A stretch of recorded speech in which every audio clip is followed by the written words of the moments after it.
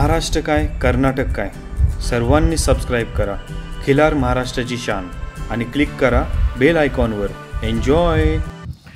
नमस्कार मंडळी, खरं पाहायला गेलं तर आज आपण महाराष्ट्राच्या कानाकोपऱ्यात फिरत असताना प्रत्येक भागाचं एक विशेष वैशिष्ट्य आपण पाहत आलेलो आहोत। आज आपण इचलकरंजी शहरामध्ये आहोत। इचलकरंजीची विशेष गोष्ट म्हणली तर लाकूड शर्यत ही सर्वात मोठ्या प्रमाणामध्ये इचलकरंजीमध्ये होत असते आणि आज आपण लाकूड शर्यतीसोबत तिथे जुन्या काळापासून शेतकऱ्यांनी बैल संगोपन केली पाहिजे याच्यासाठी इथलं जे संस्थान होतं ते मोठं मदत करायचं आणि आज आपण या इचलकरंजी शहरातले वळू मालक शेतकरी आपल्या सोबत आहे। मालक, आम्हाला तुमचं संपूर्ण नाव, गाव आणि तालुका जिल्हा सांगा। सुखदेव विठ्ठल कम्मे, राहणार इचलकरंजी, जिल्हा कोल्हापूर, तालुका हातकर्णी।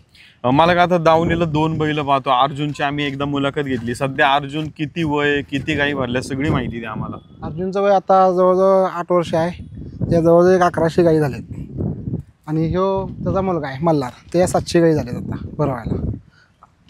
दोघांचा रेट किती, आपण किती पैसे घेतो? 1100 रुपये घेतोय। 1100 रुपये। आता ह्याच्यामध्ये गाई आपल्याकडे येतात का आपण पण जातो गाईकडे? आपण पण जातोय गाईकडं, म्हणजे जवळ असेल तर तसलं गाई येतातच रोज। किती किलोमीटर पर्यंत लांब जातो आपण की त्याच्या पुढे नाही? भरपूर गेले। आता पुण्याला गेलतो, पुण्या पण? होय, पुणेपर्यंत, सातारा, इकडं विजापूर। पण आता जर एखाद्या मालकाकडे घरी जायचं म्हणलं, 2 बैल, 3 वळू बैल आहेत असं सध्या आम्ही पाहतोय, मग त्यावेळेस घरचं नियोजन कोण बघत असतं? मालकीन आहे, परत भाऊ आहेत, आई आहे। आता या बैलांचा खुराक, व्यायाम या सर्व गोष्टी काय काय असतात? खुराक गाडल्या झोपणार, अवताला झोपणे, परत फिरवणे, मोकळं। आता या बैलांची पैदास आता कपिलाची जी आहे ती कशा पद्धतीची पाहायला मिळतात आपल्याला? भरपूर काळी। ओके, 60% तर वासरं काळी पडतात त्याची। मला आता एक विचारायचं, तुम्ही फक्त हे वळू क्षेत्राचंच काम करता का इतर पण काही सर्व्हिस किंवा काही काम धंदा आहे तुमचा? नाही, आमचं वळू क्षेत्राने घरी जनावर आहेत 30 गाई म्हशी। हे वळू क्षेत्राकडे कसे काय वळले, म्हणजे कशी काय सुरुवात झाली, थोडस ती माहिती देता का? म्हणजे सुरुवातीच्या काळापासून वडिलांपासून होतं का आत्ता तुम्ही चालू केलं? नाही, वळू क्षेत्र पहिल्यापासून नाही आहे, जनावर आहेत घरचीच पहिल्यापासून। हे आत्ता अर्जुन घेतल्यानंतर चालू झालं, म्हणजे लोक यायला लागले, विचारायला लागले, त्यावेळी चालू झालं अर्जुनच्या पासून। ओके, पण अर्जुन मिळाला कसा तुम्हाला, म्हणजे काय ठरलं होतं वळूसाठी? नाही, इथं फक्त वैरणसाठी घ्यायचा होता ते बैल। स्वामी समोर मंदिर इथं जाता, इथल्या गाईचाच बैल आहे ह्यो। इथल्या मुलाने आम्हाला घ्या मंडीत, आम्ही घेतलं। थोडे दिवस गेल्यानंतर लोक विचारायला लागले की बैल गाईवर सोडता काय, मग सोडायला चालू झालं, ते चालूच झाला। ओके, मग आता समाधान आहे या क्षेत्रात काम करत आहे की? असताना? भरपूर समाधान आहे। तुमचं इचलकरंजी शहर कशासाठी प्रसिद्ध आहे जास्त? मागासाठी आहे, लाकूड शर्तीसाठी आहे, कापड धंद्यासाठी भरपूर आहे। दादा, आता जेव्हा एखादी गाय तुमच्याकडे येते तेव्हा कुठल्या गोष्टी गाई मालक म्हणजे त्याच्या मनात काय इच्छा असते की आम्हाला पांढऱ्या गाईला काळं झालं पाहिजे का काळ्याच गाई जास्त येतात? काळ्या पण गाई येतात आणि पांढऱ्या गाई पण येतात। पांढऱ्या गाईला प्रत्येकाला अपेक्षा असते काळं व्हावं अशी, आणि जवळजवळ 60% लोकांना तर पांढऱ्या गायींना काळी वस्त्र पडलेत आपल्या बैलाची। ओके, तर मंडळी, आज आपण या मुलाखतीच्या माध्यमातून या मालकांची एक जुनी मुलाखत पाहिली। ती जर पाहिली नसेल त्या व्हिडिओच्या डिस्क्रिप्शनमध्ये आवर्जून पहा। आणि सर्वात महत्त्वाचं म्हणजे आज देशी संगोपन करत असताना त्या गावामध्ये गायी वाढण्याचं मूळ कारण हे वळू मालक जेव्हा ही बैल सांभाळत असतात तर त्याच्यामुळं शक्यतो त्या गावात गायी वाढत असतात, कारण गायी मालकांना एखाद्या वळूकडे नेण्यासाठी लागणारा गाडी खर्च असेल, या सर्व गोष्टी त्याला तालमेळ जुळवून आणण्यासाठी थोडंसं कठीण जात असतं। त्यामुळे ह्या वळू मालकांचं खरं तर आपण अभिनंदन करूया। यांच्या माध्यमातून मोठ्या प्रमाणात आज आपल्याला देशी गोवंश मागच्या काही 5 वर्षाचा जर आढावा घेतला तर नक्कीच या वर्षामध्ये आपल्याला मोठ्या प्रमाणात वाढलेलं आपल्याला पाहायला मिळेल। आणि या मालकांबद्दल जर एक विशेष गोष्ट म्हटलं तर शेती किंवा घरगुती हे काम करत असताना वळू क्षेत्राकडे यायचं ठरलं नव्हतं, पण एक त्यांनी सांगितलं की स्वामी समर्थ जो त्यांचा मठ आहे त्या मठामध्ये एक वासरू आवडलं, ते घेतलं आणि तिथून पुढे ज्या पद्धतीने काम झालं, म्हणजे आज पैसे कमवणं हा हेतू नव्हता, पण एक काहीतरी देशी गोवंशाचं कार्य आपल्या हातून घडावं या माध्यमातून या मालकांचं कार्य आपल्याला पाहायला मिळतंय। मालक, एकदा नाव, गाव आणि फोन नंबर सांगा।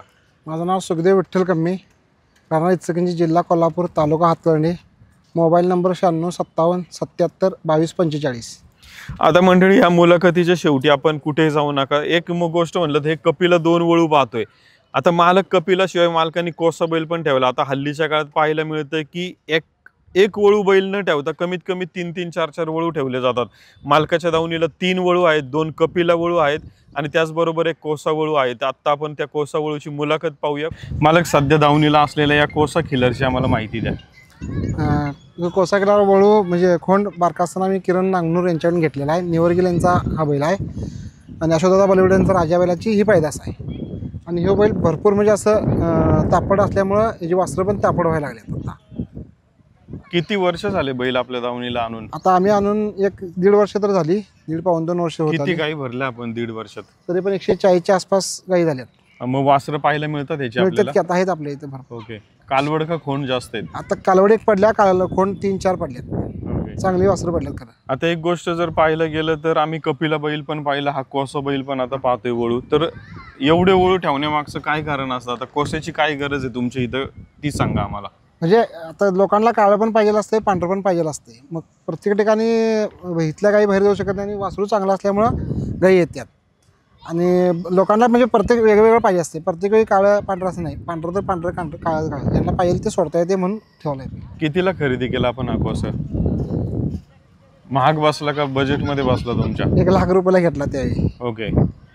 मालक, आता एक गोष्ट विचारायचं आहे की एखादा मालक गाई घेऊन येताना म्हणतो की आम्हाला कपिला बैल भरायचा आहे. कधी कधी असं होतं कपिलला भरायला आलेला असतो तो कोसा भरून जातो, असं होतं? तसं पण होतं की व्हायला लागलं. कधी कधी आवड पण बदलती मालकाची. आवड पण बदलते की, म्हणजे हे रुबाब बघितला की माणसाचं मन बदलतंय. म्हणजे राहणं म्हणा, परत ताव डरी बिनदत्तीमध्ये ह्याला डरी फुटल्या आदतमध्ये. ओके. ह्याला बघितलं की माणसाचं मन असं म्हणजे बैलाला बघितलं की त्याच्याकडे येते. आता या बैलाचं काय वेगळेपण आहे? आम्ही गाईला हा कोसा किल्लर का भरला पाहिजे? काय कसा स्वभाव आहे, कसा बैल आहे, आम्हाला ते थोडंसं सांग. हो, बैल हार्ड आहे, म्हणजे एकदम असं चप्पळ आहे. असं कधी मरगळ्याला बैल नसते, कधी पण असं तयार असते, काय पण असते. म्हणजे मार्का नाही पण हार्ड आहे कधी पण. खरं तर आज या मुलाखतीच्या माध्यमातून आम्हाला 3 वळू बैल पाहायला मिळाले. आम्हाला एकदा तुमचं नाव, गाव आणि फोन नंबर सांगा. माझं नाव सुखदेव विठ्ठल कम्मे, राहणार इचलकरंजी, जिल्हा कोल्हापूर, तालुका हातकर्णी. Mobile number 96-77-22-45. खिल्लार महाराष्ट्राची शान, खिल्लार महाराष्ट्राची शान.